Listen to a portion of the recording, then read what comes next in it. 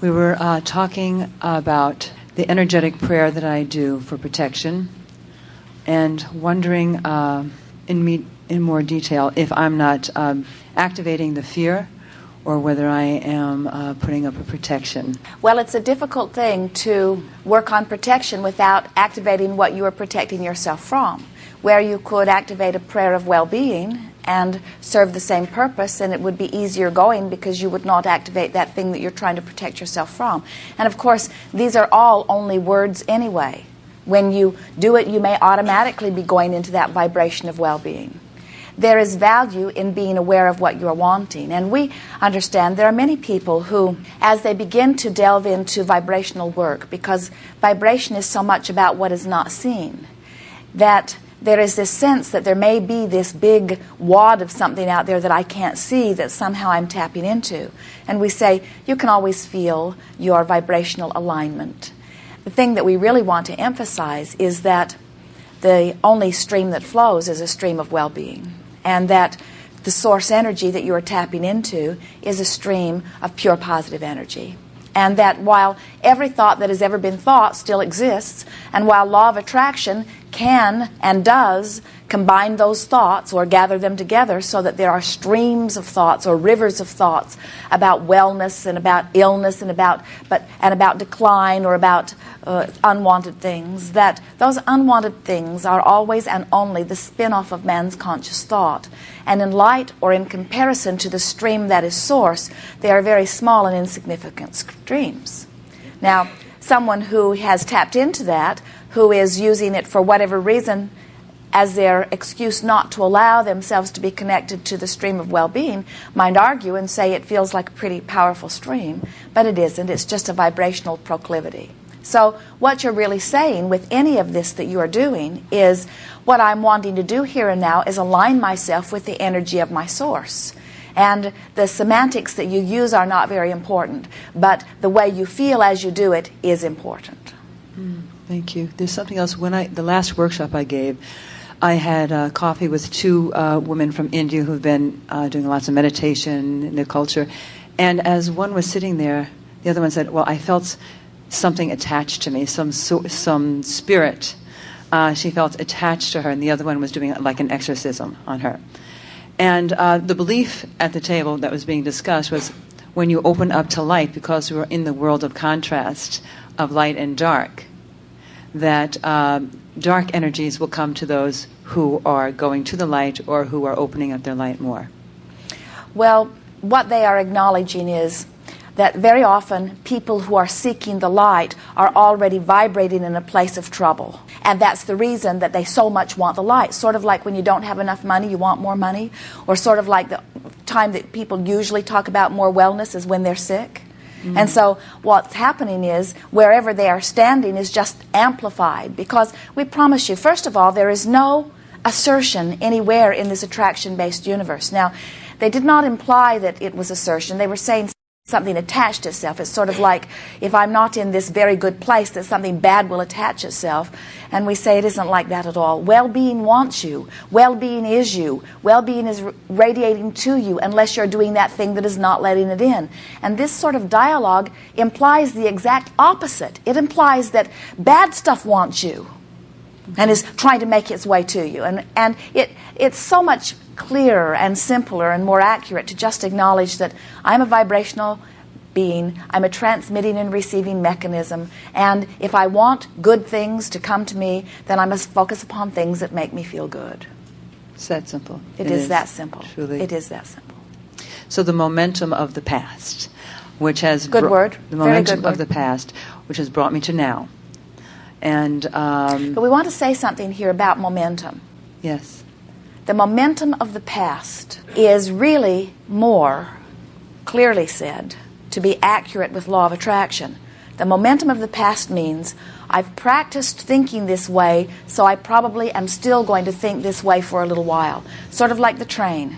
it doesn't just stop on a dime and turn around and go the other way or start going the other way. It takes a little while to slow it down, and then it takes a little while to speed it up, and then you can get the momentum up again. So this momentum is about your proclivity to think. It's about your habit of thinking. But you could. There are those who have what you call quantum leaps, or what they call miracles, who have wanted for a very long time something. So their desire, which is very far apart from where they usually think, has happened often enough and strong enough that they are summoning in a very powerful way. And then something in this moment causes them to have a lapse in focused resistance that, and with the powerful wanting, then they allow momentarily.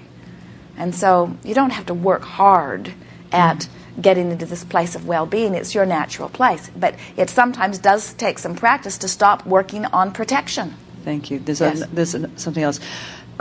This woman was teaching me, she said that what you do is you build other bodies in another realm.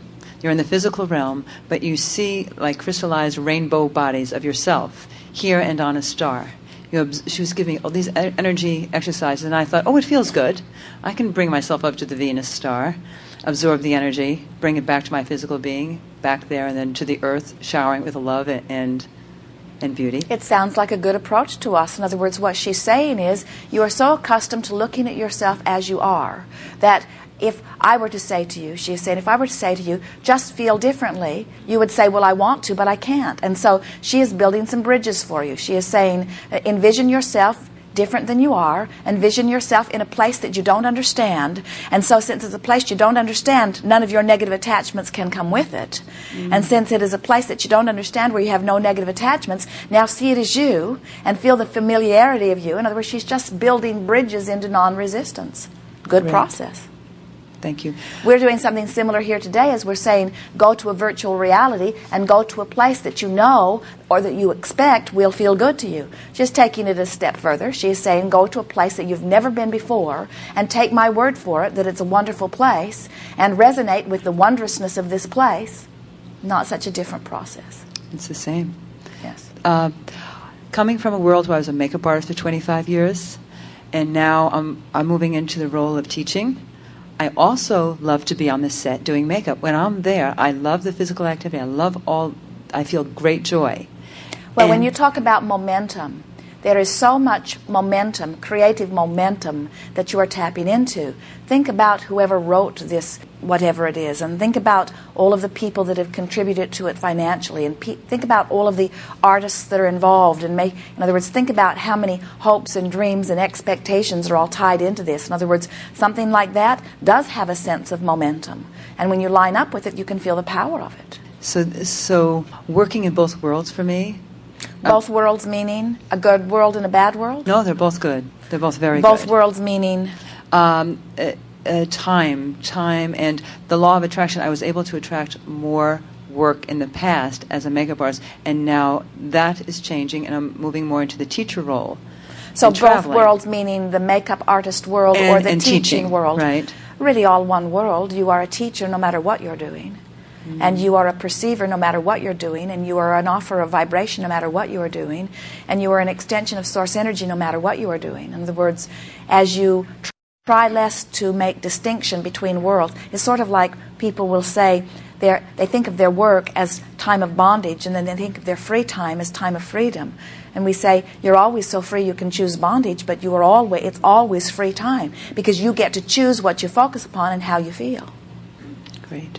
And asking your angels to assist you? Well, that which you are calling your angels are on 24/7. Thank you. Always answering, always hearing, always responding, always aligning, always there. But that's not the question. The question is, are you in alignment with your angels? Because if you're not, doesn't matter how many of them there are, nothing's going to change for you. And the way to be in alignment is to feel good. Yeah. Very well said. And marriage. Is there anything on the unseen part of the world, what they think about marriage on the physical plane? Yes, but it is not called marriage, it is called co-creation. And in the non-physical realm of what you are calling marriage or co-creation, it's all pure positive energy, so it's hard to use the same word. Thank you so much. Yes. Very good. Yes, no, yes, no, yes, no, yes, no. Yes. Hello, Abraham. I was just introduced to your philosophy about 5-6 weeks ago. A friend of mine gave me some tapes to listen to. and this is of course, my first workshop. And there was something on one of your tapes that affected my quote-unquote, what you talked about this morning, core beliefs. And that had to do with not being responsible for someone else's well-being. Well, how can you be? You can't vibrate for them. You cannot achieve their point of attraction. No matter how hard you try, you cannot replace them with you. I think the problem for me that as a wife and a mother, these so-called core beliefs that I've lived with all my life have been that as the giver of life, as in the mating process, that somehow... Wait, there's the confusion right there. You think you're the giver of life, and Source thinks it is. You're just an avenue through which life flows. Okay. Then maybe we could touch upon maternal instinct. Is there anything valid about maternal instincts? Yes, there's validation. Everything that you're saying is valid. We're just playing with you a little bit to soften things up. All of your concerns are valid. Just express them. I feel a sense of responsibility to the people I love for their happiness, and yet I listen to your tapes and I'm told that we're all individually responsible for our own well-being and happiness. And I cannot seem to break away from those other beliefs. Well, hear what we are talking about here today, because you're right, we are wanting to cause you to focus as an individual and gain your own balance. We do want you to accept that no one else is responsible for your happiness, and that you can, by the direction of your thought, even if you are looking at one person, you can activate something within them that feels good to you. And when you take the trouble to learn how to do that, and you are able to always find something good in another, which causes you to align to source energy, then what happens, you're aligned to source energy.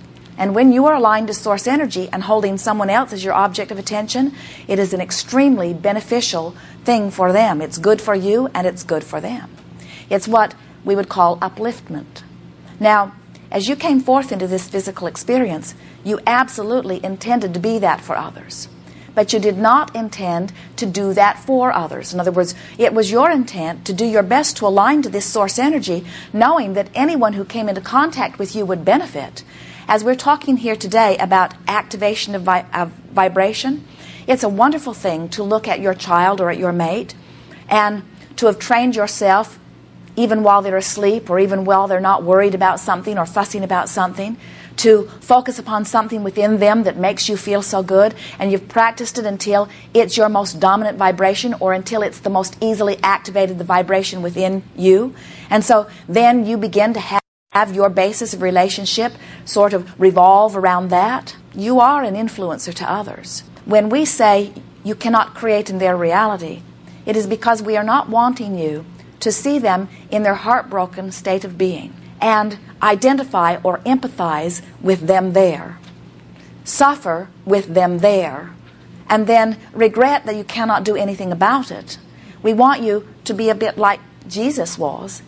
He never allowed himself to see you in your sickness. He knew it was a temporary state of being. Instead, he beheld you in your wholeness. And the reason that he could influence you to wellness is because he beheld you in your wholeness, you see. He's not the only one. There have been many who do that. And so, as we say, you are the creator of your experience, and your child is the creator of his experience, and your mate is the creator of his experience.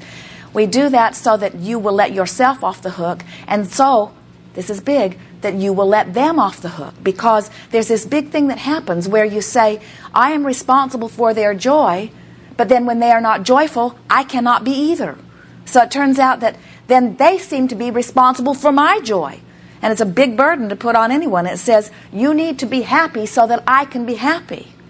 And you're not wanting to put that load on anyone. What you're wanting to say is, I have found a way to be unconditionally in love with life. I have found unconditional love. I want so much to feel good. I practice it every chance I get. I've got stable sea legs. It takes really a lot to shake me from my well-being. I am a creature of well-being. And I'm in love with life. Sources flowing through me. I love you no matter what. So your troubles don't trouble me because I'm untroublable, you see. And they will adore living with someone like that. Sometimes people will say, well, Abraham, you teach selfishness. And we say we really do. Because if you are not selfish enough, and everyone really is, because you only have the perspective of self, you can't perceive through anyone else's eyes.